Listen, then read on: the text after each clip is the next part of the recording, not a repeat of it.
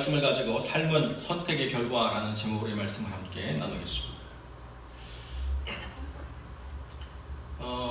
구약에 있어서 유언과 같은 그런 메시지를 남긴 인물이 딱 두 사람이 있죠. 첫 번째는 모세죠. 그리고 두 번째는 우리가 읽는 바 여호수아입니다. 자기 인생을 총 정리해서 누군가에게 무언가를 전달하고자 할 때에 그 삶의 깊은 경험과 그 고뇌 속에서 나온 결론이 뭐냐라고 이야기할 때 여호수아는 하나님을 가까이 하고 하나님을 사랑하라 라고 하는 중요한 메시지를 전달해 주었습니다. 만약 그렇지 않다고 한다면 너희가 필경은 퇴보하여 멸절할 것이다 라고 하는 말씀으로 다음 세대의 삶에 대해서 중요한 권면을 해주죠. 이 시대가 혼란하고 어지러운 가운데 있습니다. 그 많은 이유 중에 하나가 뭐냐면 그 다음 세대에 물려줄 가치 있는 것들이 점점 사라지게 되었기 때문에 그런 거죠. 제가 한국에서 뭐 이렇게 남들 다 하는 영어 공부 좀 하다 보면 그때만 해도 AFKN이 없어지지 않았을 때라서 AFKN을 볼 때가 있습니다. 그러면 거기서 꼭 등장하는 게 뭐냐면 아메리칸 헤리티지라고 해서 미국 역사에 대해서 그리고 그들이 받은 유산에 대해서 이렇게 계속 전하는 그런 시간들이 있습니다. 여러 가지 음악 방송도 있고 뉴스도 있지만 그네들이 전달하려고 하는 헤리티지, 유산이 뭐냐라고 하는 것들을 통해서 어디에 흩어져 있든지 어떤 시대를 살아가든지 우리가 미국이라고 하는 이 연방 국가의 한 일원으로서 살아가게 된다라고 하는 그 공유의 가치를 계속 전달하려고 애를 쓰는 거죠. 특별히 어제는 존 맥케인이라고 하는 사람이 이제 하나님 품으로 가서 장례식이 성대하게 열렸습니다. 도널드 트럼프 대통령은 초대를 못 받아가지고 골프장을 갔고 존 맥케인과 대통령 선거를 놓고 싸웠던 부시 대통령, 또 오바마 대통령은 초대를 받아가지고 이렇게 짤막한 어드레스를 했죠. 그리고 존 맥케인이라고 하는 사람이 파일럿으로 월남전에 참여했다가 격추당해가지고 5년 반 동안 월남전에 포로로 잡혀 있었습니다. 그런데 아버지가 해군 제독이었기 때문에 그 월맹군이 이 사람을 선전용으로 쓰려고 풀어주겠다는 제의를 했는데요. 존 맥케인이 스스로 거절을 합니다. 그러면서 5년 반 동안 온갖 회유와 협박과 고문과 폭행 속에서 참으로 어려운 시간들을 보내게 되죠. 많은 시간 독방에 갇혀 있다가 73년도로 기억하는데요. 이제 미국으로 포로 송환이 돼서 돌아왔습니다. 그런데 이제 그 모든 과정을 본인이 정리해가지고 우리 아버지들의 믿음이라는 책을 썼어요. 그리고 그것을 또 어떤 방송에서 텔레비전으로 드라마로 이렇게 간단하게 제작을 해서 했는데요. 여러분 유튜브 찾아보시면 Faith Our Fathers라는 그런 클립을 찾아보시면 이게 쭉 나와 있어요. 그 포로 생활에서 어떻게 버텨냈는가. 근데 계속 뭘 생각하냐면 그 해군 제독 옷을 입은 자기 아버지가 한 두 가지 단어가 있어요. Principle하고 Honor. 그걸 계속 얘기하는데 마지막에 제가 본 클릭에서 그런 게 있어요. Man without honor is nothing. 명예가 없는 남자는 아무것도 아니다. 그리고 네가 지금 이 상황에서 타협하게 되면 필경은 후회하는 인생을 살 것이다. 이렇게 이야기를 하죠. 그러면서 자기가 그 막 손을 뒤로 묶인 채 공중에 매달려서 막 피 흘리는 모습으로 연출된 그 상황 속에서 그게 계속 회유와 협박을 하는데 그 두 가지 단어를 기억하는 거예요. 원칙이 뭐냐? 그리고 명예가 뭐냐? 이걸 내가 타협하는 순간 지금은 편하지만 평생 부끄러움 가운데 내가 살아갈 거다. 끊임없이 내 선택의 결과를 내가 책임져야 될 때 무엇으로 나는 선택할 것인가라고 이야기하는 그 상황 속에서 원칙과 명예, 이게 그 사람의 전부였다는 거예요. 대통령 선거 한 번을 빼놓고 그 사람은 선거에 나와서 단 한 번도 패한 일이 없어요. 왜냐하면 모든 사람들이 이 사람의 그 삶의 선택이 어떠했는가를 알기 때문에 다 그 사람을 존경하고, 적어도 미국의 국익에 관해서는 공화당이지만은 민주당과 연합해서 일을 벌이는데 전혀 주저함이 없는 아주 신뢰할 만한 그런 정치인으로 이렇게 사람들이 존경했습니다. 심지어는 중간에 한번 불법 선거 자금으로 인해서 걸린 5명 중에 1명이었는데요. 4명은 다 도태되고 이 사람만 서바이벌 해가지고 올라왔어요. 왜 그러냐? 그 월남전에서의 선택을 커버할 만큼 대단한 것이 아니다, 이 사건이라고 하는 것. 오히려 그 사람의 수고를 존중해주고 그 사람의 선택을 명예롭게 해주는 선택을 하면서 대통령 빼놓고는 항상 승승장구하는 그런 삶을 살았죠. 뭘 물려주느냐라고 이야기할 때에 그 사람이 살아온 삶의 결과가 말하는 메시지, 이게 중요하다는 거예요. 좋은 이야기는 누구나 다 합니다. 깡패도 지 아들한테는 똑바로 살아라 얘기하죠. 도둑도 자기 아들한테는 정직하게 살라고 얘기하는 부분이 있습니다. 중요한 게 뭐냐면 삶이 배제된 어떤 메시지라고 하는 건 의미가 없다는 거예요. 어떻게 살아왔느냐 그 자체가 메시지고, 어떻게 살아왔느냐의 그 많은 메시지들 가운데 내가 다음 세대를 향해서 무엇을 전달해 줄 거라고 하는 것이 내 삶에서 정리되고 내 삶에서 하나로 규합되어서 전달할 때 바로 그것이 힘이 있고 임팩이 있다는 것입니다. 여호수아는 어떻게 살았느냐? 평생 하나님을 가까이 하고 사랑하는 삶이라는 거예요. 그걸 누가 검증하느냐? 40년 광야 생활에서 살아온 모든 사람들이 여호수아는 그렇게 살았다고 동의하는 거예요. 모든 사람들은 다 광야에 자기의 몸을 묻었지만은 여호수아와 갈렙만큼은 그 광야를 건너서 가나안 땅으로 들어오는 은혜를 누렸고, 그 살아온 삶의 결과가 말하는 이 메시지가 다음 세대가 붙잡고 살아가야 될 중요한 프린시플, 원칙이라고 하는 것을 분명하게 스스로 확증했다는 것입니다.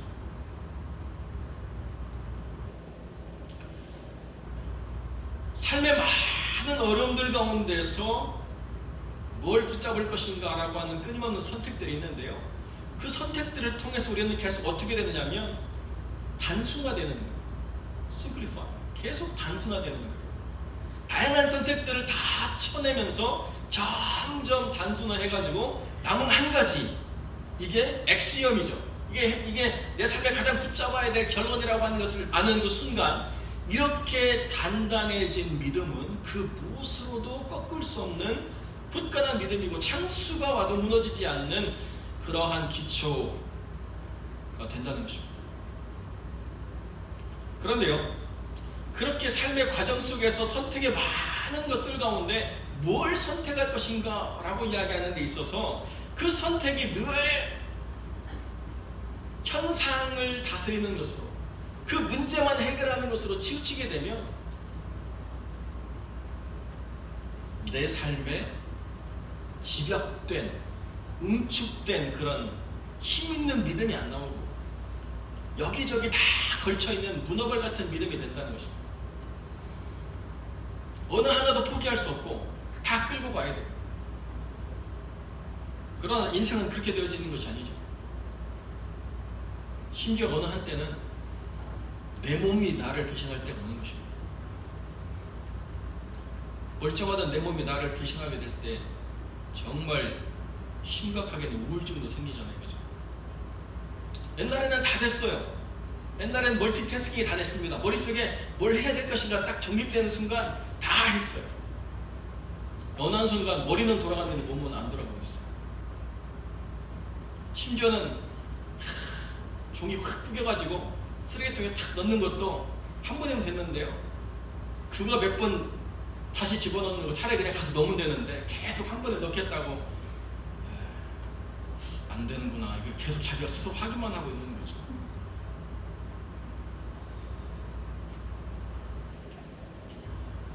지난 주일날 제가 아침에 노트북을 켰는데요, 왜 켰는지를 모르고 껐어요. 내가 왜 켰지? 결국에는 왜 켰는지를 모른 채 끄고 주일로 와서 보니까 내가 뭔가 누구에게 전달할 것이 있었는데 보니까 생각이 나더라고요. 얼굴.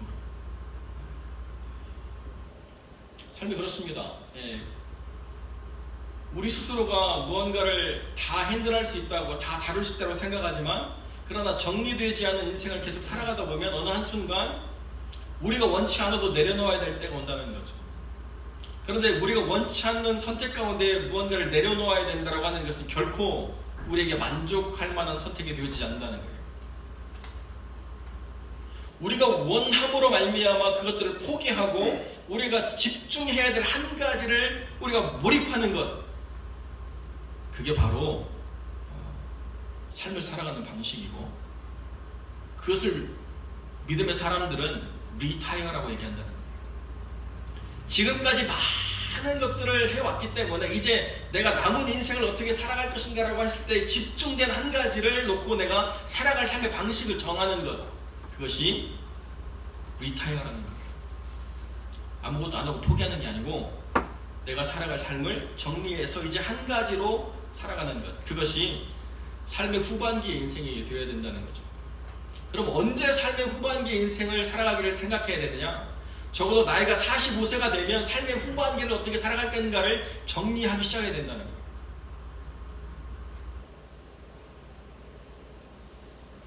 그런데 그렇게 잘 안 되죠. 당장에 내가 써야 될 돈이 있고 당장에 내가 벌어야 될 것들이 있는데 15년, 20년을 생각해서 삶을 마디파이 해 간다고 하는 건 굳이 지금의 선택일 필요가 없다. 다 때가 되면 한다, 이렇게 생각할 수밖에 없다는 것입니다. 또는 언제 그런 것 생각할 여유조차 없다. 환경에 내몰려 살다 보면 그런 것을 생각하고 살아갈 시간조차 없다, 여유조차 없다, 그렇게 생각할 수도 있고, 또 다른 경우는 안 된다라고 포기하는 경우가 있다는 것입니다.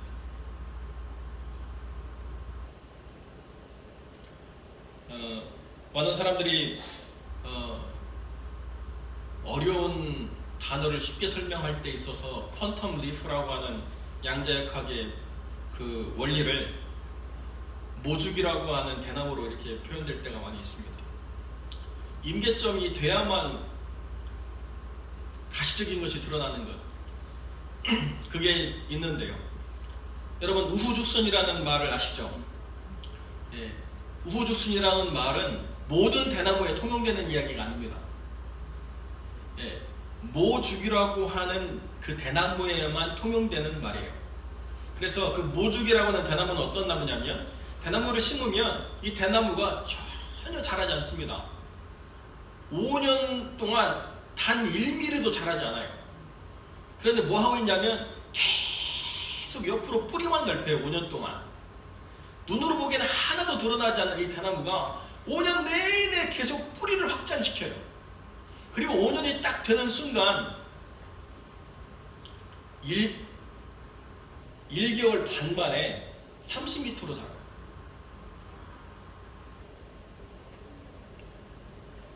하루에 80cm씩 자랍니다. 어마어마하지 않습니까? 그때 사람들이 보고 우후죽순이라는 말을 만들어서, 비가 오고 나니까 갑자기 대나무가 없던 대나무가 80cm씩 자라는 거예요. 한 달 반이 되고 나면 빈 땅이 대나무 숲이 되어버려요. 뿌리를 확장시켰던 모든 대나무 뿌리에서 새순이 올라와가지고 그 일대가 다 대나무 밭이 되어버리는 거죠. 어느 한순간 급작스적인 변화가 언제 일어나느냐? 우리 눈에는 보이지 않지만 계속 뿌리에 집중했던 확장의 결과라는 거죠. 신앙도 마찬가지. 어느 한때 우리의 신앙이 성장하느냐?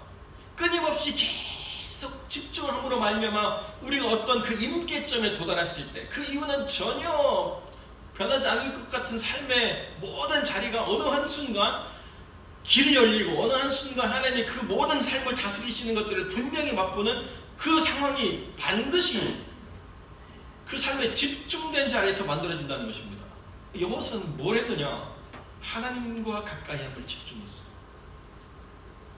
어느 때 그게 드러나느냐? 모든 사람들이 모세가 오기를 기다리면서 모세가 죽었나 살았나 의심이 점점 깊어지기 시작하고, 이제 우리에게 애굽에서 있는 신을 만들어 달라고 이제 아우성치기 시작하는 바로 그때에 아론은 거기서 분별하지 못하고 금부치를 다 가져다가 그 사람들의 요구에 의해서 금수저까지 만들어주고, 이것이 바로 너희들이 인도한 그 하나님이다. 바로 그때 여호수아가 어디 있었어요? 시내산 중턱에서 모세를 기다립니다. 시내산 거기 꼭대기에는 하나님의 임재가 있어서 모세만 올라가야 됐기 때문에 자기는 갈 수 없었지만, 자기에게 허용되어진 삶의 끝자리까지 나가서 철저하게 하나님과 가까이 하려고 애썼어요.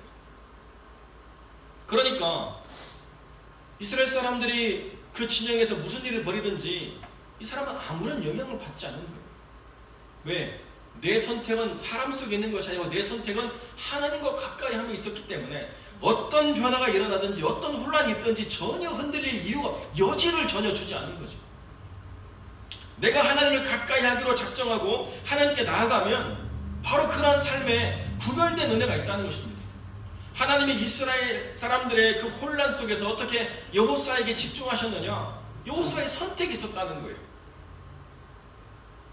여호수아는 바로 그 삶의 자리에서 어떻게 하는 것이 하나님께 가까이 나아가는 것인가라고 하는 분명한 선택을 한 결과로 그 40년 광야길에서 주님과 동행하는 복을 누릴 뿐만 아니라 하나님 안에서 모세를 이어가는 위대한 하나님의 사람으로 선택되어졌다는 거죠. 우리는 종종 예정이라고 하는 말을 잘못 사용할 때가 많이 있습니다. 예정은요, 어디에 국한되어야 되느냐라고 이야기하면 예정은 구원에 국한되는 거예요. 여러분의 구원이 예정되어 있다라고 얘기하는 것입니다. 그러나 여러분의 삶이 예정되어 있다라고 하는 것은 하나님이 여러분을 조작해가지고 여러분이 아무렇게나 살아도 여러분이 하나님 원하시는 삶의 자리에 나가게 된다라고 말하는 게 아니에요. 여러분의 선택이 하나님이냐 아니냐라고 하는 그 선택의 결과를 하나님이 보시고 하나님이 이끌어 가신다는 거예요. 물론 우리의 연약함과 부족함을 아시기 때문에 도우시는 은혜를 우리에게 주시지만은, 그러나 우리의 의지가 전혀 작용하지 않는 삶으로 우리를 하나님이 강제적으로 이끌어 가시는 삶이 아니라는 것입니다. 여러분의 의지로 뭘 선택할까? 그것이 중요하다는 거죠. 뭘 선택하는 삶을 살 것인가? 거기에 판단의 근거가 무엇인가를 우리가 분명하게 알아야 됩니다. 내 판단의 근거가 뭐냐? 눈으로 보이는 것에 기초한 판단, 사람들의 사고로부터 말미암는 그림, 이런 것들은 세상 사람들보다 뒤떨어지기는 하지 않습니다. 세상 사람들과 같이 되는 부분들은 충분하죠. 그러나 세상을 이기는 힘은 주지 않습니다. 심지어 믿음이 없는 사람도요, 꿈꾸는 것을 성취하는 때가 있다는 거죠. 인도의 한 청소년이 큰 장마와 심각한 기근을 해마다 겪어요. 비가 그렇게 오면 기근이 안 나야 되는데 비가 그렇게 오고 난 다음에 기근이 와요. 왜 그런가? 숲이 황폐화돼서 마을 주변에 다 사막화돼 버렸기 때문에 먹고 살 수가 없어요. 뭘 심어놓으면 장마로 다 쓸어가 버리고, 겨우 세워놓으면 가뭄으로 한밭이 와서 다 말라 비틀어져 버리고, 동물을 기를 수도 없고 작물을 키울 수도 없고. 그래서 관청에 가서 저 빈 땅에 나무를 심을 수 있는가 문의를 했습니다. 그랬더니 그 공무원이 쓸데없는 짓 하지 말고, 우리로 말하면 뭐예요? 공부나 열심히 해라, 이렇게 얘기했겠죠. 마을의 어른들에게 가서 또 얘기했더니 똑같은 대답이에요. 혼자 작정하고 그 사막에 가서 37년 동안 나무에 물을 주고 모종을 심는 일들을 감당했습니다. 16살 때 시작한 일이 37년이 됐는데요,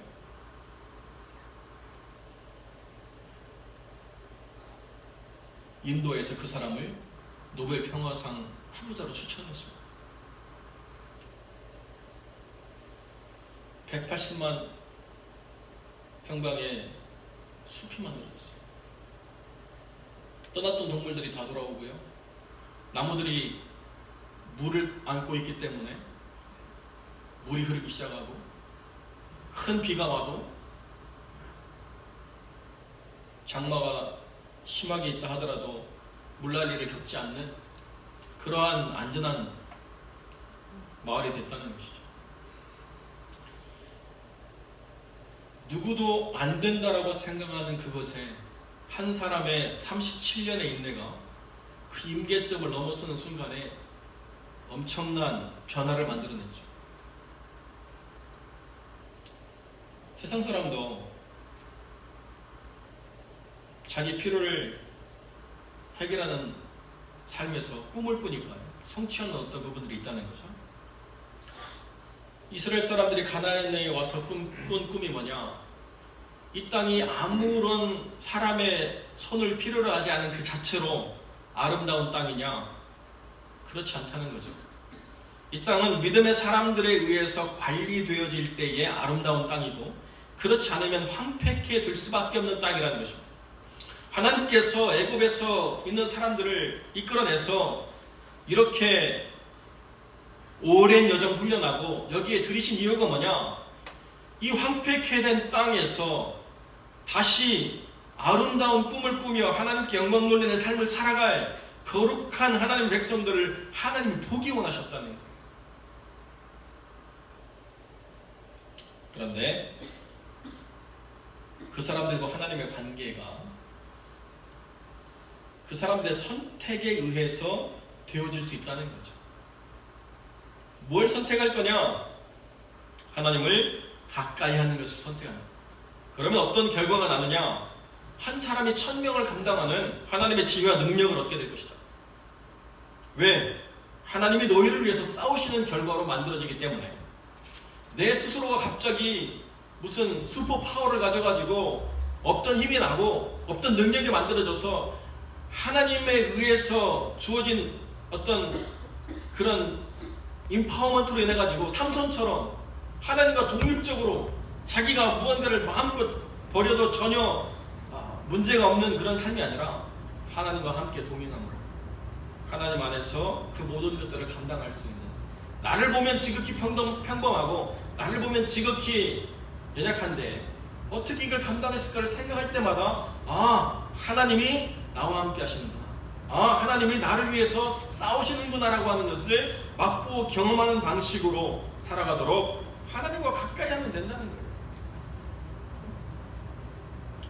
제가 이 본문을 준비하면서 진짜인지 아닌지 모르지만 뭐 그런 사실을 누가 써놨더라고요. 예비군 훈련에 관련된 그런 이야기인데요. 어느 투스타가, 육군본부에 있는 투스타가 강원도에 있는 한 사단을 방문을 했습니다. 그 사단장이 이제 똑같이 투스타지만 직급이 다르고 또 연차가 다르기 때문에 미리 다 준비해가지고, 이제 여러분 아시죠? 투스타 온다 그러면 벌써 그냥 오는 길을 그냥 나와가지고 다 쓸고 뭐 난리가 나잖아요. 군대를 갔다 오신 분들이 갑자기 눈에 별로 안 드는데, 하여튼 뭐 흠 하나 잡지 않도록 하고, 심지어는 검정색 페인트로 칠해야 되는데 페인트가 없으니까 구두약으로 막 발라놓고 온갖 거 다 하잖아요. 하여튼 그 남자만 있는데 거기 얼마나 그 내무 많이 그렇습니까? 그러니까 막 벽에다 치약을 발라가지고, 향수는 없으니까 치약 냄새라도 막 냄새를 잡으려고 막 하얗게 칠하고 온갖 일을 벌이죠. 근데 딱 차가 오고 투스타가 내렸는데요, 모자가 병장 모자예요. 그 도일에 있던 사람들이 막 킥킥거리니까 막 사단장이 옆에서 발로 차고 막 그래가지고, 왜 그랬느냐? 오는 길에 이 투스타가 아들이 없는데 그 조카를 아끼는 거예요. 근데 얘가 지금 예비군 훈련 간다 그러니까 태웠어요. 투스타 모자도 자기 옆에 있고 조카 모자도 옆에 있는데 뭐 이렇게 하다 보니까 늦은 거예요. 그래가지고 이제 조카가 튀어내렸는데 들고 튀어간 게 투스타 모자를 들고 튀어간 거죠. 자, 예비군 훈련장 어떻게 됐습니까? 모자를 썼는데요, 투스톤 모자를 쓰고 있는 거예요. 중대장이 와가지고 장난하는 거냐고, 지금 당시 이렇게 되면 내가 법적으로 책임 묻겠다고 그랬더니 이제 자초지종을 설명한 거죠. 아, 사실은 뭐 우리 외삼촌이 뭐 이렇게 투스탄데 그랬더니 갑자기 막 영관급들이 와가지고 훈련 받을 필요 없다고, 굳이 그런 데서 고생할 필요 없다고, 오셔서 차나 한잔 하시자고, 그리고 내가 누구라는 거를 꼭 그분한테 좀 말씀해 달라고. 중대장부터 막 대대장, 뭐 연대장 와가지고 막 어떻게든지 관계를 맺고 나를 기억해 달라고 막 애를 쓰는 거죠. 심지어 필요도 없는 작전장교까지 와가지고 막 되게 시간 나면 차나 한잔 하시자고.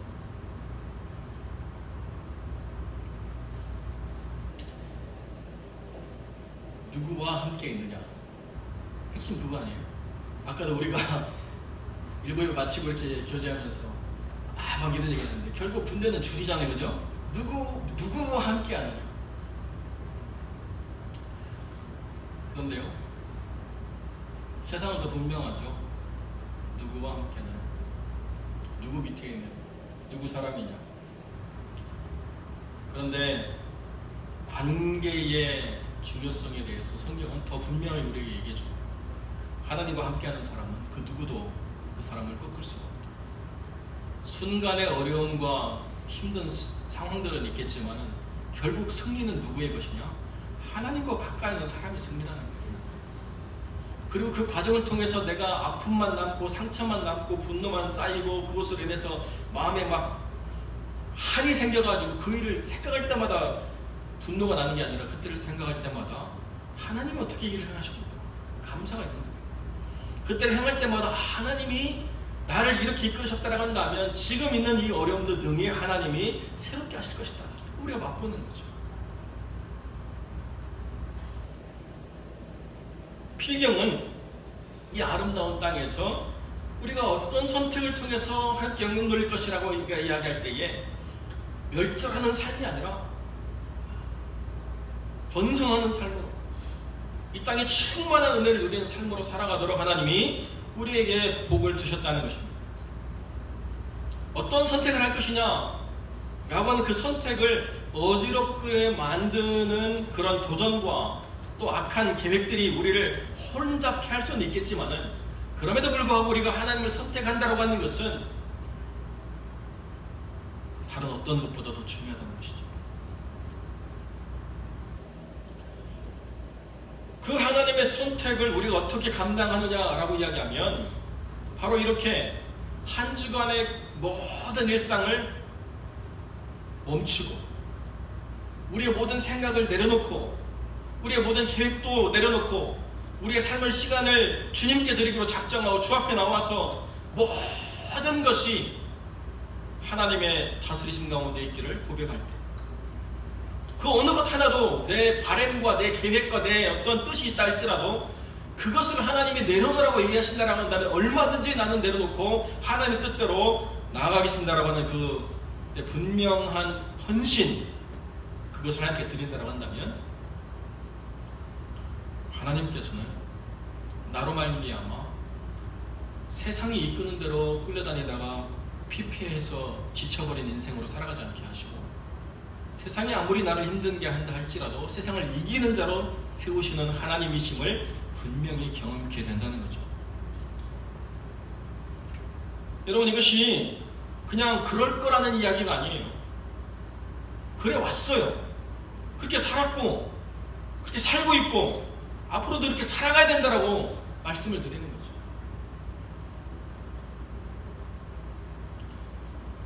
여러분의 삶이 어떻게 하나님이 임하셨는지 돌아보십시오. 그 돌아봤을 때에 여러분의 삶에 아무런 하나님이 개입한 역사가 없다고 한다면 정말 안타까운 거죠. 그러나 분명하게 내 삶의 한자리에 나를 붙드시는 하나님, 나를 도우시는 하나님, 나를 위하여 싸우시는 하나님을 우리가 맛보고 경험한다고 한다면, 그럼 우리가 분명히 다음 세대에 물려줄 의의 유산이 있다는 거죠. 우리가 물려줄 헤리티지가 뭐냐? 여러분이 가지고 있는 재산이 아니에요. 그 다음 세대가 살아갈 삶의 프린서플, 원칙을 물려주지 못하면은 아무리 대단한 것을 물려도 다 망가지게 돼 있어요. 어떤 분이 와가지고 뭐 한탄을 하는데요, 이런 말할 수가 없어요. 집이 원래 잘 살았기 때문에 좋은 것으로, 최고의 것으로 그렇게 아들을 양육했습니다. 근데 늘 잘 살고 끝나면 좋은데요, 그렇지 않으니까 문제죠. 그분이 이렇게 모든 걸 정리해가지고 이렇게 삶을 줄여야만 되는 상황인데요. 뭐 나로 시작한 소파 있잖아요. 예, 무슨 이태리째 뭐 소파. 할 때는 뭐 어마어마한 가격을 주고 샀는데요. 그거를 중고 샵에 내보내니까 헐값을 부렸죠. 뭐 실외 뭐 에어컨 한국에서 좋은 거 들여와가지고 설치하는 데만 1,000불이었는데요. 그걸 떼려고 그러니까 떼는데 또 1,000불이래요. 그런데 그거야 뭐 그렇게 올라갔는데요, 아직도 그 아들이 자기 엄마가 부자인 줄 알고 티셔츠 하나에 150불, 200불짜리를 입지 않으면 옷이 아니라고 생각한다.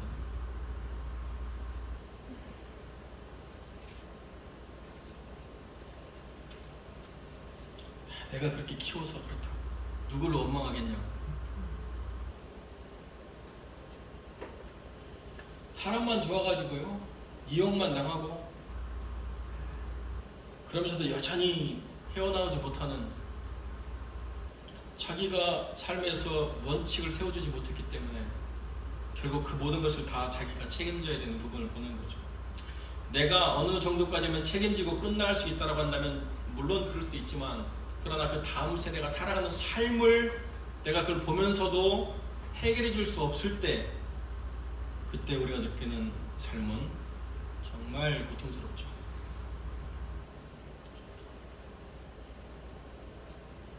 여호수아는 모세로부터 받은 율법이 있습니다. 원칙들이 많이 있죠. 그러나 그 원칙을 채우는 중요한 핵심을 하나님을 가까이 하고 사랑함으로 지켜나가라고 이야기했습니다. 기계적인 학습을 통한 반복적인 삶을 살아가는 것이 아니라 하나님을 가까이 하고 사랑하게 되면 그 율법이 뭘 말하는가를 분명히 이해하게 돼서 그 율법이 정하지 않은 것까지라도 그 하나님의 영광의 영역을 확장시켜 나갈 수 있는 삶을 살아가게 된다는 거죠. 자기가 그래왔으니까. 모세가 홍해를 가르따른다면 여호수아는 해와 달을 아이라산에 멈추게 하는 역사를 만들어내지 않았습니까? 어떤 인생이 그렇게 대단한 역사를 만들어냅니까? 하나님을 가까이 하고 그를 사랑하는 삶이 만드는 길.